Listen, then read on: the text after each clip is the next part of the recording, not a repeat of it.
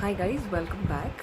सो आज मैं आपके साथ शेयर कर रही हूँ कुछ ऐसे 3 सेक्टर्स एंड स्टॉक्स जो कि लोकसभा इलेक्शंस के रिज़ल्ट के बाद बूम कर सकते हैं इफ़ बीजेपी रिटर्न्स अगेन। सो अगर हमारे पीएम साहब वापस आते हैं, मिस्टर नरेंद्र मोदी जी वापस आते हैं and he wins the elections of 2024, तो कौन से ऐसे सेक्टर्स हैं या स्टॉक्स हैं जो दोबारा से बूम कर सकते हैं या जिनमें लॉन्ग टर्म इन्वेस्टमेंट आपके लिए बहुत प्रॉफिटेबल रहेगा। सो ऐसे 3 सेक्टर्स को मैंने जॉट डाउन किया है।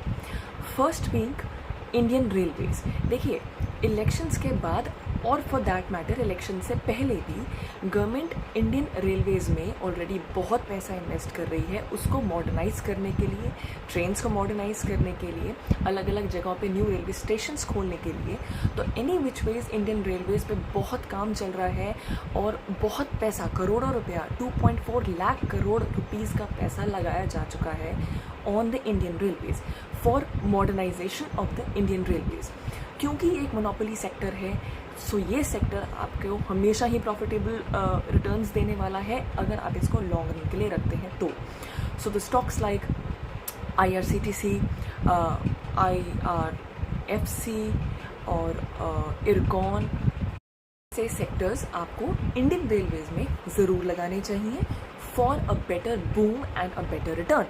Now the next sector that we come on to is the defense sector. देखिए, elections or no elections, elections are going to come once in every 4 years, लेकिन हमारा डिफेंस सेक्टर एक ऐसा sector है जो कि थोड़ा अंडररेटेड सेक्टर है, लेकिन गवर्नमेंट ने शुरू से इस पे ये ध्यान दिया है कि हमें इम्पोर्ट चीज़ें ना करनी पड़े और हमारे एंड से डिफेंस की चीज़ें एक्सपोर्ट की जाए। तो हमारा इम्पोर्ट रोका जा रहा है क्योंकि हमारे अपने एंड पे डिफेंस सेक्टर को बहुत हद तक ह्यूज तरीके से मॉडर्नाइज किया जा रहा है, बढ़ाया जा रहा है। इसलिए डिफेंस सेक्टर एक ऐसा सेक्टर है जो कि again India was and is still trying to take full control over it, and some good stocks related to the defence sector are Mazagon Dock, Bharat Dynamics, Bharat Electronics. आप इन सेक्टर्स को या इन स्टॉक्स को देखिए, ज़रूर चेक कीजिए अपने एंड पे इनके फाइनेंशियल्स, इनकी quarterly reports, and then decide for yourself कि इनमें से कौन सा स्टॉक आपके लिए लॉन्ग रन के लिए अच्छा है। Now the third and the most important sector is the ethanol sector.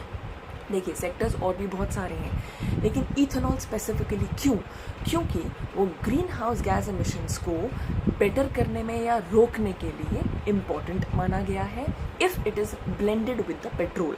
So ethanol blended petrol EBP एक न्यू सिस्टम निकाला है सरकार ने, जिसकी वजह से हमारा पोल्यूशन कम होने का चांसेस हैं एंड बहुत सारी चीज़ें जो कि related to pollution and or petrol का कंजम्पशन इफेक्ट होंगी। सो इथेनॉल सेक्टर एक न्यू सेक्टर है, ऑल्दो न्यू है लेकिन बहुत पावरफुल सेक्टर है, और इसके कुछ इंपॉर्टेंट स्टॉक्स हैं बलरामपुर चीनी mills, Dwarikesh sugar, Shri Renuka sugars.